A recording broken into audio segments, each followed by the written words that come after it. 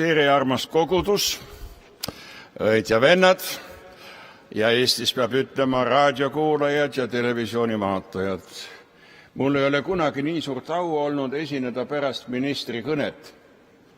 Esmakordselt pärast ministri kõnet. Aitäh ja ma elus esimest korda kohtan ministrit, kes valdab vaimuliku sõnavara ja oskas. Aitäh, Riina.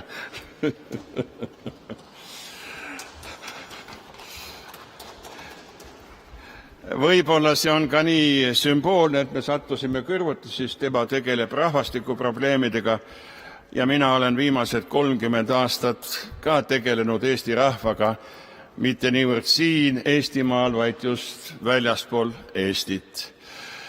Ja täna annangi edasi tervitused Toronto Eesti Baptisti koguduselt veel. Ma palun, et te kavas teeksite muudatuse, ma ei ole enam pastor seal, ma olen nüüd emeriitpastor. Ja Toronto Eesti Baptisti koguduselt esmalt. Teate, eestlasi võib jagada 3 liiki. Ma nüüd natuke teen ebatavaliselt, aga me kõik vajame mida? Me vajame kõik kodumaad ja me kõik vajame vabadust. Ja on olemas 3-suguseid eestlasi. Ja need võib jagada niimoodi. Kui toimusid pöördelised sündmused meie Eestimaal, siis juhtus niimoodi, et meie, kes me siia jäime, meie säilitasime kodumaa, aga kaotasime vabaduse. Need, kes põgenesid läände, need säilitasid vabaduse, aga kaotasid kodumaa. Ja need, kes viidi Sibirisse, nad kaotasid mõlemad. Nii kodumaa kui ka vabaduse. Need on mõlemad väga tähtsad elemendid meie elus. Ja olen 30 aastat töötanud nüüd nende kestel, kes kuuluvad sellesse gruppi, kes kaotasid kodumaa, aga säilitasid vabaduse. See on imeline töö olnud seal, mõeldes sellele, ja võib-olla täna, kui te mind ka kutsusite, ma vaatan, et täna on 2 jutlust. Ma jätan peajutlusi ikkagi kohalikule meie liidu presidendile ja säilitan aega, aga millegipärast ma esindan täna siis seda teist kaduvat liitu, mille nimi oli peale sõda võõrsil asuvate eestlaste baptisti koondus või ühendus. Tollel ajal kuulus sellesse 8 või 9 kogudust, kellest on järele jäänud tänaseks ainult 1 ja see on Toronto Eesti Baptisti kogudus. Need on olnud ilusad ja huvitavad aastad seal töötada ja tänan Jumalat ka selle eest, et tohtsin selles osaleda. Vana inimene võib vaadata tagasi ja elada mälestustes ja täna ka ma ei oleks kunagi uskunud, et see pisike poiss, 10-aastane poiss, kes ema poolt toodi sinna taha kuskile seisma aastal 1950, et ma kunagi saan Oleviste kantsli väga mitmel viisil, see oli uskumatu. Mäletan seda avakoosolekut ja kui vend Siim küsis, et mida vend Tärk ütles algussõnas, ma ütlesin, ma midagi ei mäleta. Ma vaatasin ainult tuvisid ja mõtlesin, kui hea oleksin kirikus jalgrattaga sõita. Teate, nii kui praegu rallit vaatame, vaadake, kuidas autod sõidavad, ma mõtlesin, kuidas ma kurvisi siin jalgrattaga. Jumala töö on imeline. Ja nüüd 70 aastat hiljem ma tohin olla siin selles auväärses kantlis ja seista ka värinaga siin. Selles kantslis on nii palju nimekaid inimesi esinenud. Selles kantslis on esinenud meie koguduse esiisad. Täname nende eest. Tänan täna ka koori eest, mis tuletab mulle meelde minuaegseid jumalateenistusi. Ja ma imestan, et ikka peate seal ronima nendel keerulistel pinkidel, nagu tollel ajal oli, ja seal te laulate. Nii tore on seda kõike näha. Meie aeg on piiratud, ma ei taha rohkem rääkida mälestustest, aga ma tahaksin täna jagada teiega Jumala sõna, mis puudutab meid kõiki, ükskõik kus me elame, kas me elame välismaal või Eestimaal, Jumala sõna on sama kõigile. Ja ma loeksin täna teksti, mis on kirjutatud Jesaja raamatu 43. peatükis, salmides 18 ja 19. Jesaja 43, 18 ja 19. Nii tore on kuulda, et täna mind tõlgitakse ka vene keelde. Kodukoguduses seal oli kogu aeg tõlgiti ingliskeelde. Ja kuulge, mis see tekst räägib. Ärge tuletage meelde endisi asju ja ärge pange tähele, mida muiste on sündinud. Vaata, mina teen hoopis uut. See juba tärkab, kas teie ei märka. Ma teen kõrbessegi tee, tühjale maale jõed. Aamen. Omal ajal Jumala riigis töötasid kõrvuti preester ja prohvet. Jesaja oli prohvet. Ja Jesaja ülesanne oli omada visioon, mis juhtub Jumala riigis. Prohveti ülesanne on ütelda tõde välja. Vahest meie tänapäeva pastoritena ei saa täita ütelda, sest meil on ka oma korrektsus, mida võime ütelda. Jesaja oli, kes ütles täpselt välja, mis tal oli. Meie tänapäeval vajame ka prohvetid, kes seisaksid pastorite kõrval ja aitaksid neil asja tuumani jõuda. Ja mida siis Jesaja omaaegsetele inimestele ütles? Ta ütles kõigepealt selle tõe välja, mis mulle väga on rääkinud.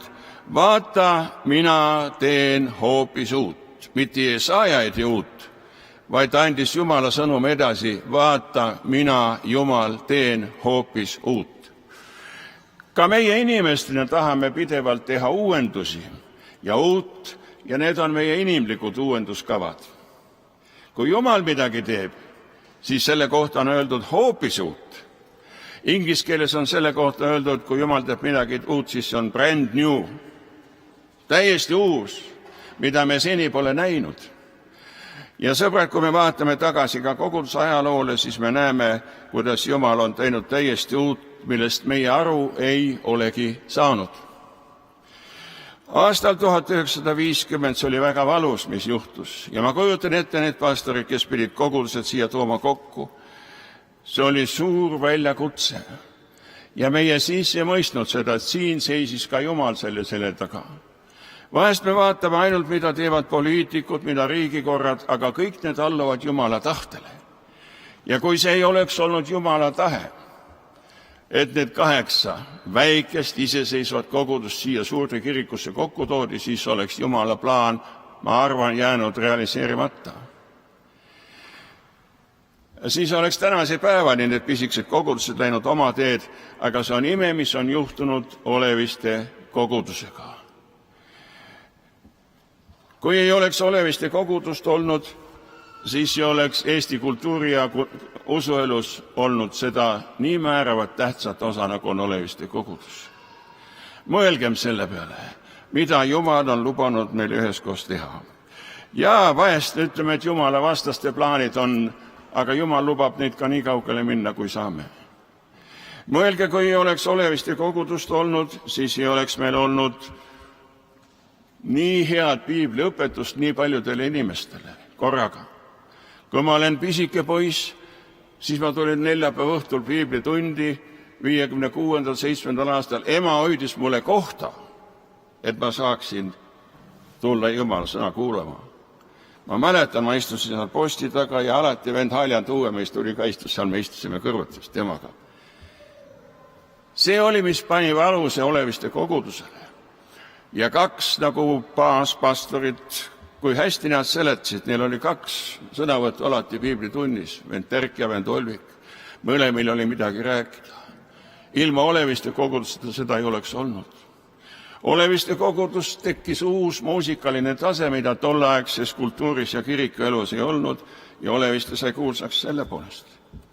Kui ei oleks olnud Oleviste kogudust, siis ei oleks olnud ehvata liikumist, ärkamisliikumist, mis oli täiesti uus ja ootamatu, ja Jumal kasutas seda. Mõelge ja olgem tänulikud sellele, kui Jumal midagi uut toeb ja meie vahest ei mõista, siis pärast me alles hakkame nägema, mida see tähendab. Vaata, mina teen täiesti uut. Ja ma sooviksin seda, et selline uuendus Jumala juhtimisel toimuks ka edasi. Me tänapäeval oleme jõudnud niisuguse vabaduse, kus meil on ise võimalus kõiki asju teha. Ja võib-olla me ei peagi paluma, meil tekivad uued ideed, meid ei piirata, aga seisame alati Jumala käes ja küsime, Jumal, kas see on sinu plaan ja sinu tahe. Teine, mida ütleb meile prohvet siin, ta ütleb, mõtelge kaasajale, ära ela minevikus. Kui kogudus on jõudnud niisuguse uude faasi, siis mõelge, kes me oleme tänapäeval. Millist vastutust ja millist rolli täidab oleviste kogudus ka Eesti usuelu maastikul. Kes me oleme tänapäeval? Kui me läheme prohvetid, siis me oleme Jumala rahvas, kellel on pandud tema nimi ja see tänapäeva nimi on kristlased. Meile väga meeldis noore pastori sõnavõtt, kes ütles, kas kristlased täidavad oma funktsiooni selles maailmas Jumala rahvana, nii nagu Jumal seda on ette näinud. Me oleme Jumala rahvas. Ja prohvet Jesaja ütleb selle rahva kohta, kui me oleme Jumala rahvas, ta ütleb meile kinnituse, ära karda, sest ma olen sind lunastanud, ma olen sind nimepidi kutsunud, sa oled minu päralt. Kui sa lähed läbi vee, siis olen mina sinuga, kui sa lähed läbi jõgede, siis ei uputa need sind, kui sa käid tules, siis sa ei põle ja leek ei kõrveta sind. Me lugesime seda teksti ja mida Jumal tõotas oma rahvale. 2 asja selles tekstis. Ma teen kõrbessegi tee ja tühjale maale jõed. Sõbrad, maailm jääb meile tänase päevane kõrbeks. Sõbrad, maailm jääb meile tänase päevani kõrbeks. Ärge uskuge seda, meile maa peale tuleb paradis. Ja omamoodi kõrb on see Eestis, Kanadas, igas kohas vaimulikult. Ja mida Jumal on tõotanud? Mina teen oma rahvale kõrbesse tee. Vahel inimesed imestavad, kuidas teie suudate elada teistmoodi kui meie. Ja siis me teame, meil on oma tee, mis vahest teistele on mõistetamatu ja nähtamatu. Kõrbesse tee.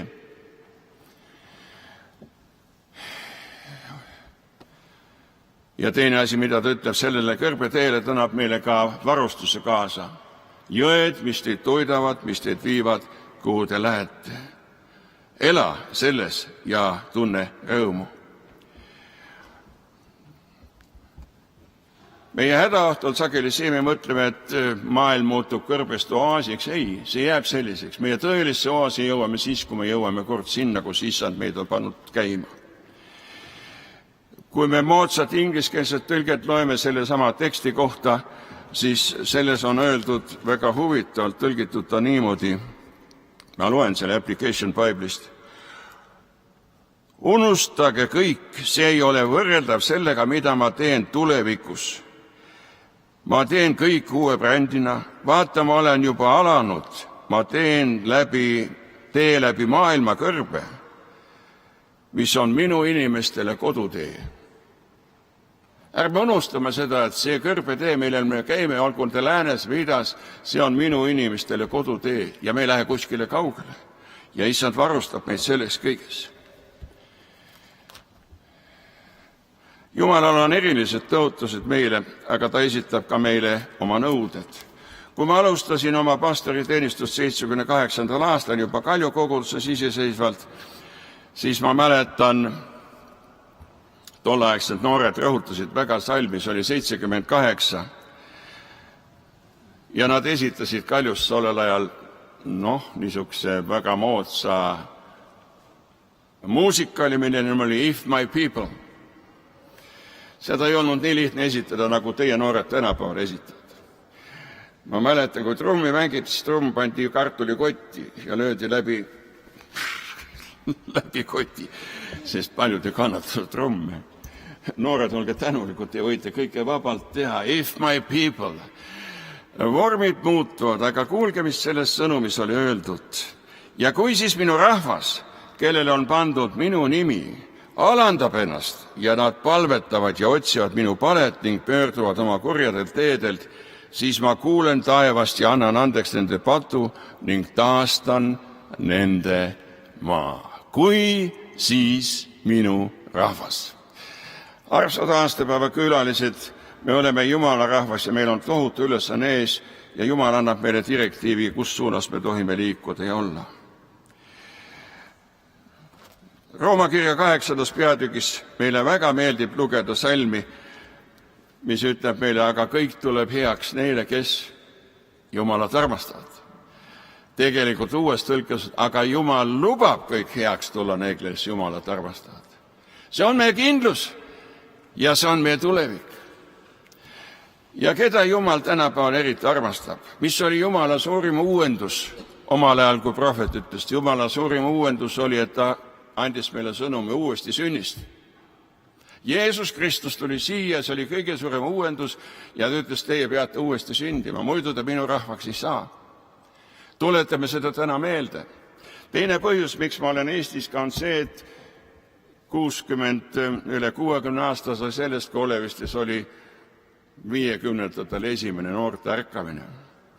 Ja me ikka tuleme kokku ja tuletame meelde, see oli midagi erilist. Jumal tegi uut ja nähtamatut. Kõige suurem uuendus, mida Jeesus Kristus tuli tooma oma ristiga, see kestab ka tänase päevani. Ja me küsime, kas me oleme selle ristidel käijad, kas me tahame seda risti kuulutada või mitte. Ja apostel Paulus tuletab seda, et tänapäeval ei ole meeldiv ja populaarne rääkida ristist. Ja sõna ristist on narrus neile, kes hukkuvad, aga meile, kes päästetakse, on see Jumala vägi. Rist. Ja jäägu see meil alati keskseks kohaks.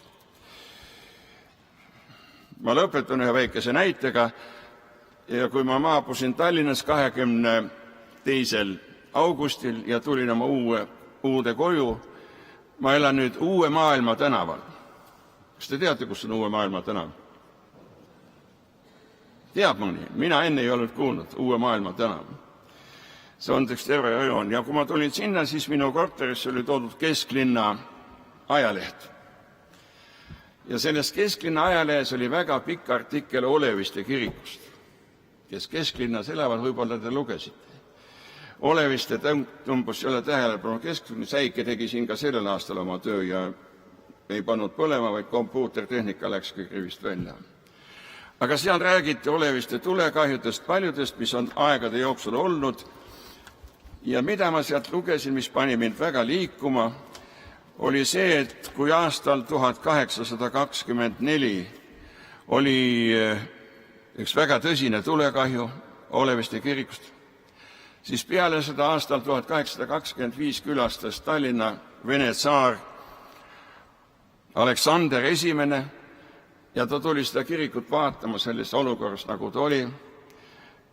Talle esitati eelarve ja ütles 400 000 kuldrubla sellel ajal Oleviste kiriku taastamiseks.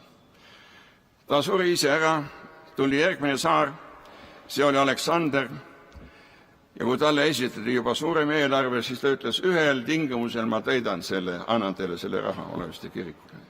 Siis, kui te torni tippu ei pane enam kukke, vaid panete risti.